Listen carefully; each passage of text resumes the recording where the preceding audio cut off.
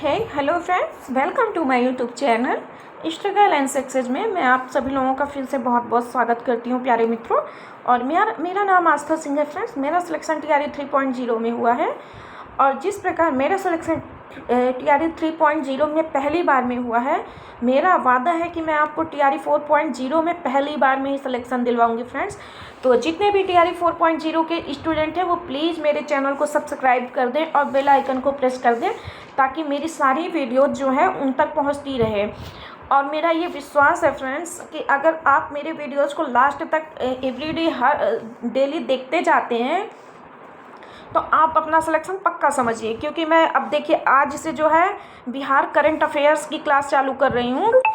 Bihar current affairs की नहीं, आज से मैं करंट अफेयर्स की जो है क्लास चालू कर रही हूँ और ये क्लास पहली क्लास है मेरी। तो अब मैं डेली जो है एक एक घंटे की जो है या आधे घंटे की करंट अफेयर्स की क्लास चलाऊँगी। और प्लीज़ आप इनको अगर पढ़ते जाएंगे फ्रेंड्स तो थोड़ा थोड़ा करके आपका पूरा कवर होता जाएगा। मैं बिहार करंट को भी पढ़ा रही हूँ, बिहार स्पेशल भी पढ़ा रही हूँ और आपको करंट अफेयर्स भी साथ साथ पढ़ा रही हूँ।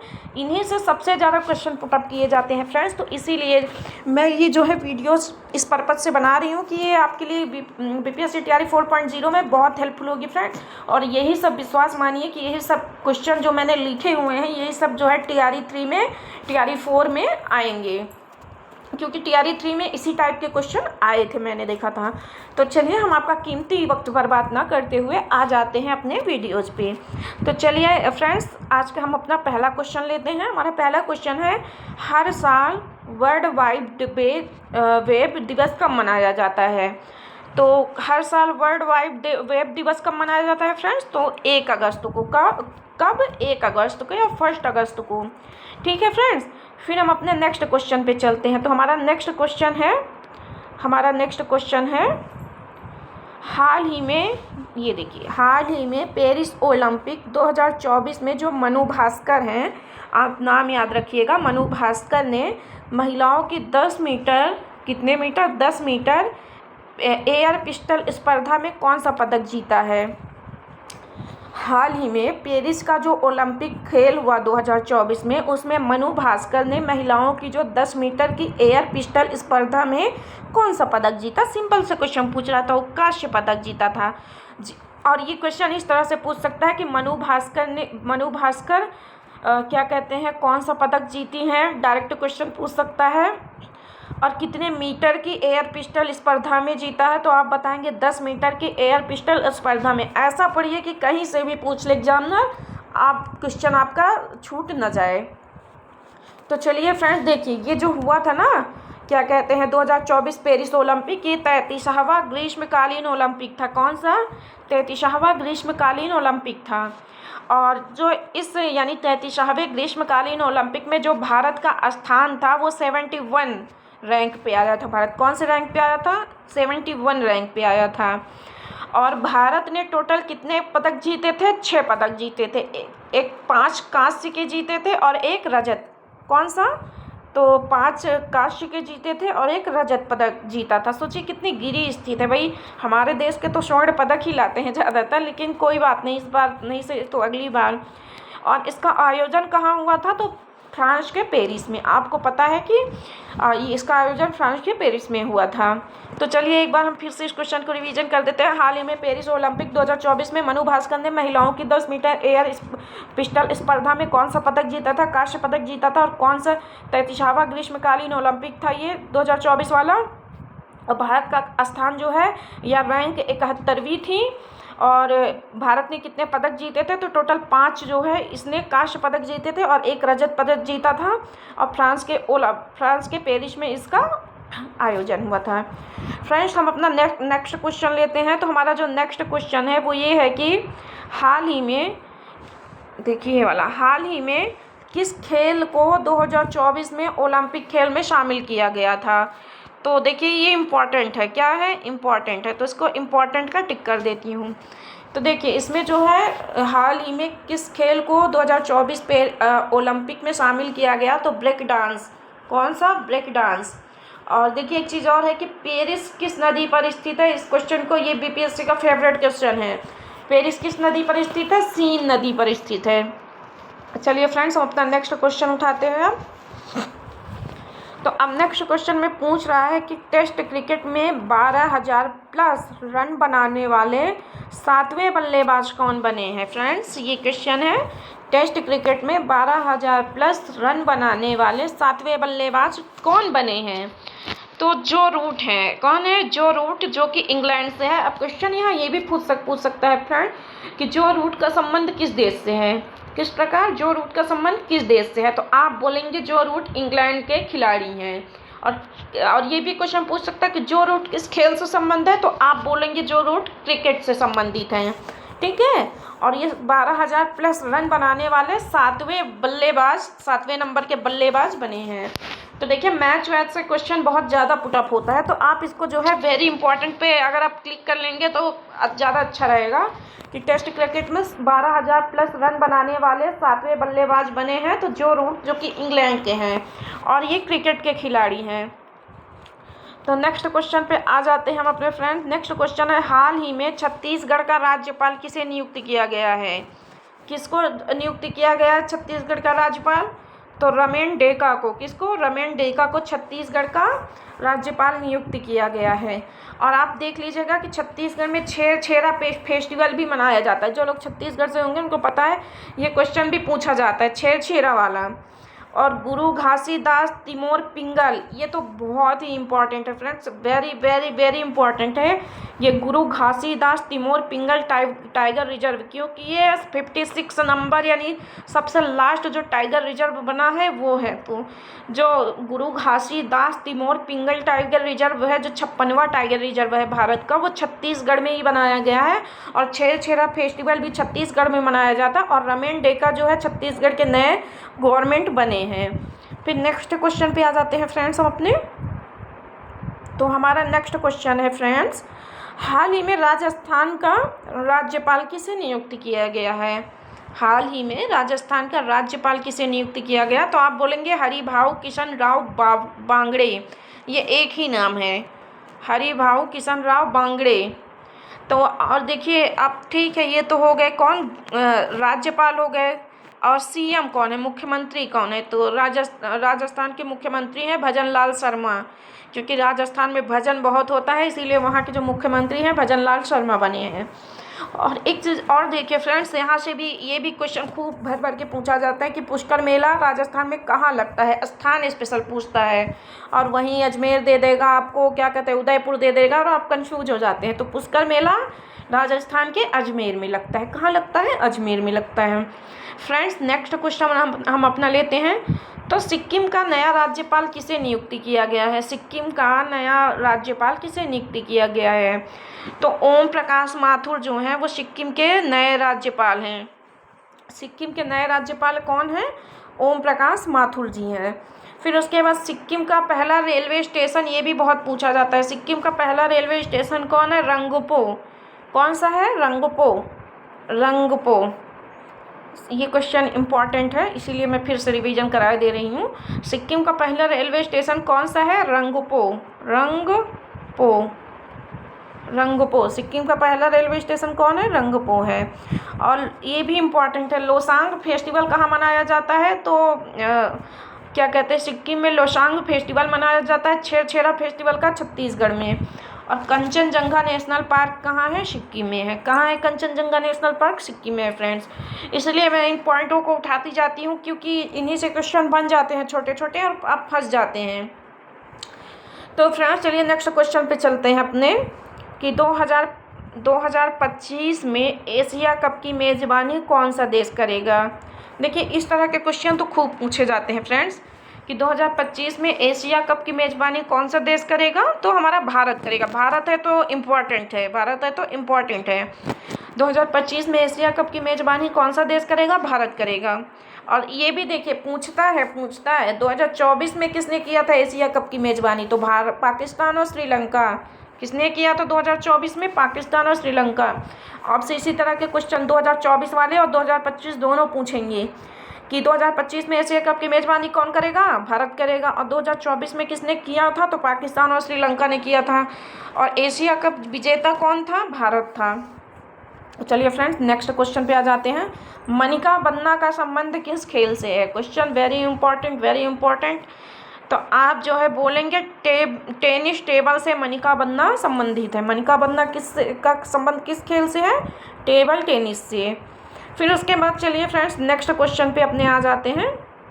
हमारा नेक्स्ट क्वेश्चन है ब्रिक्स 2024 का आयोजन कहाँ पर हुआ था? तो रूस में हुआ था। अब पता है आपको ब्रिक्स वगैरह से तो खूब क्वेश्चन पूछे जाते हैं कि ब्रिक्स 2024 का आयोजन कहाँ पर हुआ था? रूस में हुआ था। और ब्रिक्स 2025 की बैठक कहाँ पर होगी? ब्राज़ील में। कहाँ पर? ब्राज़ील में। चलिए ब्रिक्स 2024 का आयोजन कहाँ हुआ? रूस कजान में हुआ। और उसमें कितने देश शामिल हुए थे? मतलब कहने का तात्पर्य जब 2024 वाले बैठक हुई थी तो उसमें कितने देश शामिल हुए थे? टोटल 4 देश शामिल हुए थे। पहला नंबर पे इथियोपिया, फिर ईरान, फिर यूएई और मिस्र। 4 देश, इनको याद रखिएगा। फिर उसके बाद ब्रिक्स 2025 की बैठक ब्राज़ील में। कहाँ? ब्राज़ील में। 2024 वाला रूस में है और 2025 वाला ब्राज़ील में। चलिए फ्रेंड्स अपने नेक्स्ट क्वेश्चन पे आ जाते हैं। ये वाले इम्पॉर्टेंट है, ये यहाँ से यहाँ तक बहुत इम्पॉर्टेंट है ब्रिक्स वाला। फिर उसके बाद चलिए नेक्स्ट क्वेश्चन पे आ जाते हैं। हमारा नेक्स्ट क्वेश्चन है फ्रेंड्स, हाल ही में सादो सोने की जो खान है उसको, ये भी बहुत इंपॉर्टेंट है। देखिए इसलिए इम्पॉर्टेंट बोलते जाते हैं फ्रेंड्स, ये क्वेश्चन आते हैं। हाल ही में सादो सोने की खान को यूनेस्को विश्व धरोहर स्थल घोषित किया गया है। यह किस देश में है? जो सादो सोने की खान है जिसको कि यूनेस्को ने विश्व धरोहर स्थल की सूची में शामिल किया है, वो कौन से देश में है फ्रेंड्स? तो वो जापान में है। आप याद रखिए सादो सोने की खान कहाँ है? जापान में है। फिर यूनेस्को की जो स्थापना होती है वो कब होती है? तो 1945 ईस्वी में यूनेस्को की स्थापना होती है। हेडक्वार्टर कहाँ है यूनेस्को का? तो फ्रांस पेरिस में इसका हेडक्वार्टर है।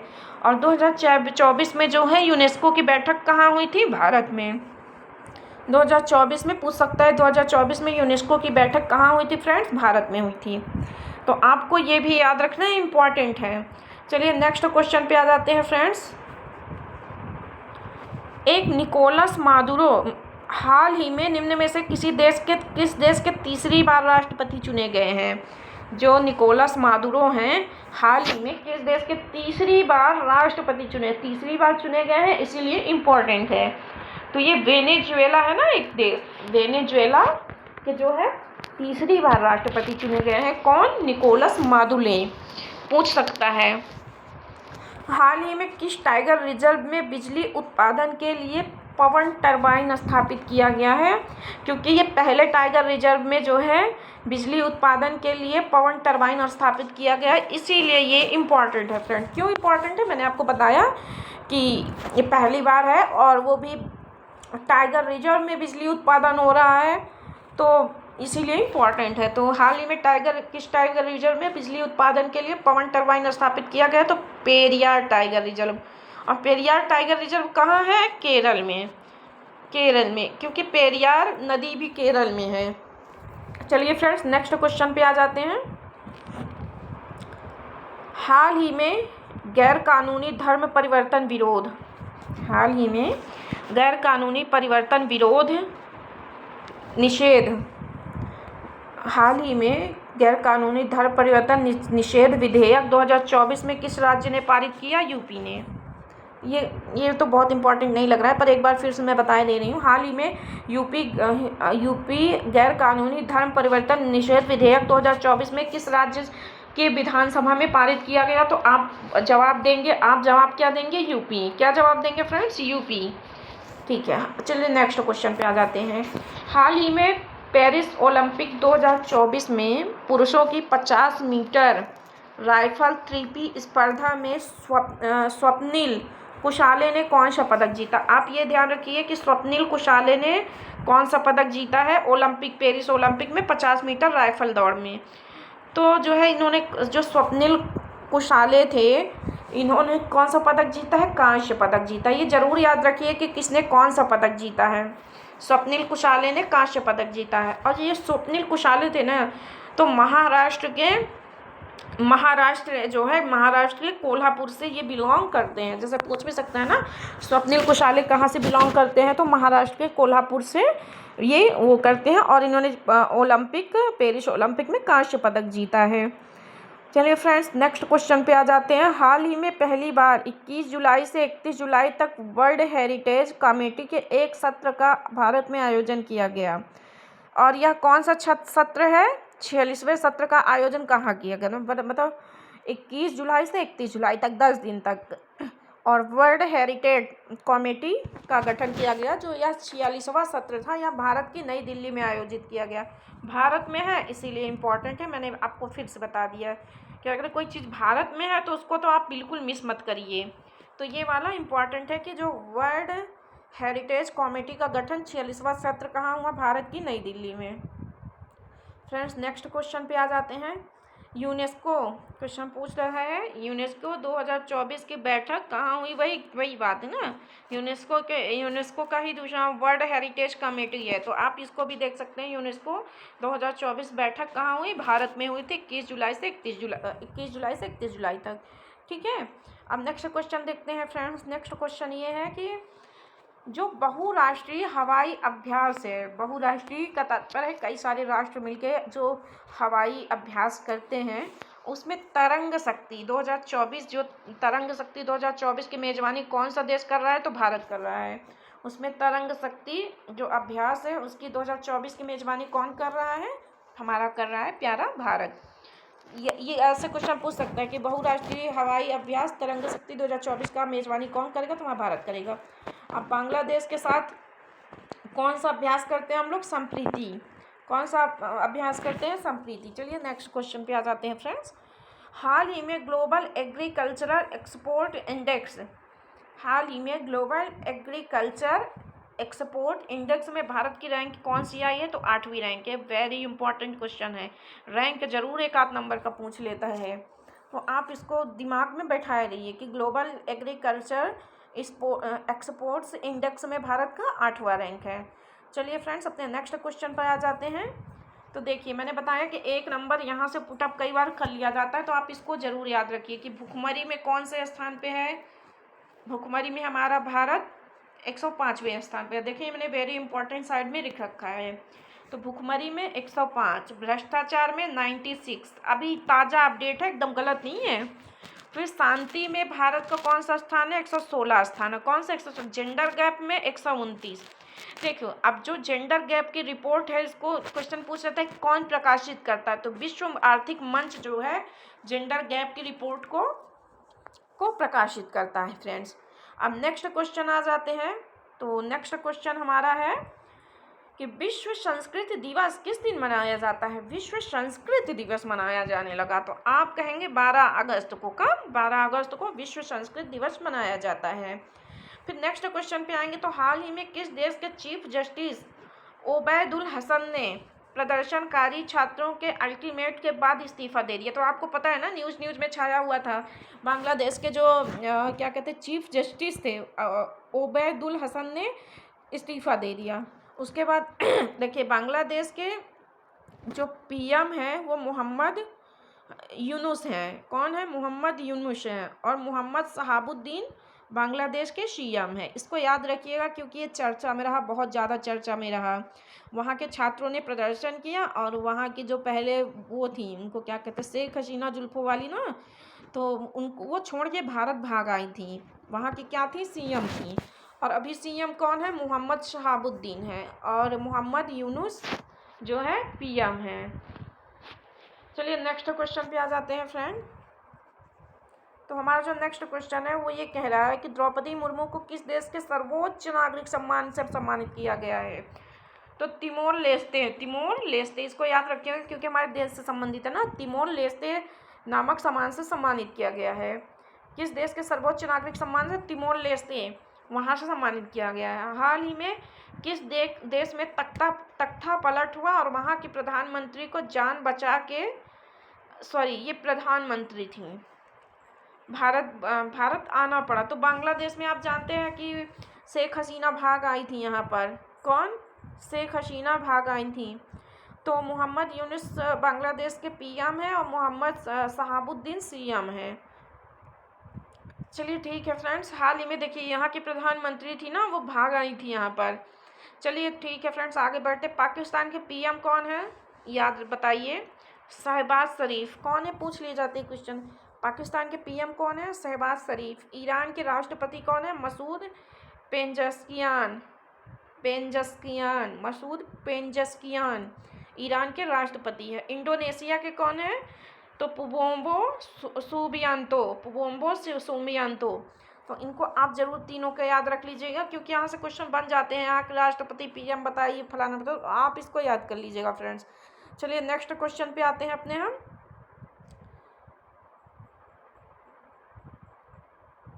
एक मिनट फ्रेंड्स रुकिएगा।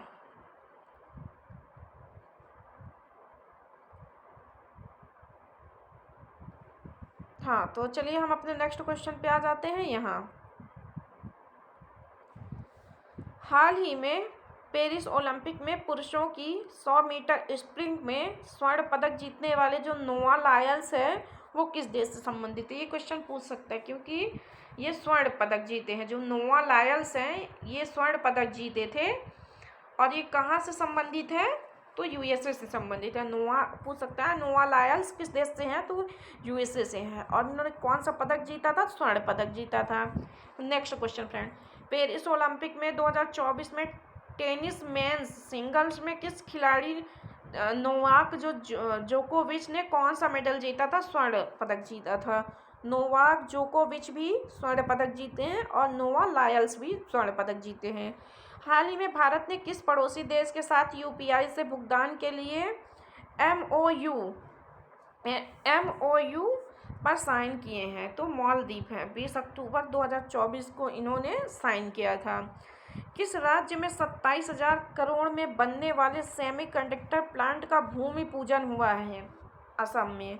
कौन से 27,000 करोड़ से बनने वाले सेमीकंडक्टर का भूमि पूजन हुआ, असम में। पूछ सकता है ना कि 27,000 करोड़ से बनने वाले सेमीकंडक्टर किस राज्य में बना है, तो आप बोलेंगे असम, और उसका भूमि पूजन भी कहाँ हुआ, असम में बना है, तो असम में ही भूमि पूजन होगा ना।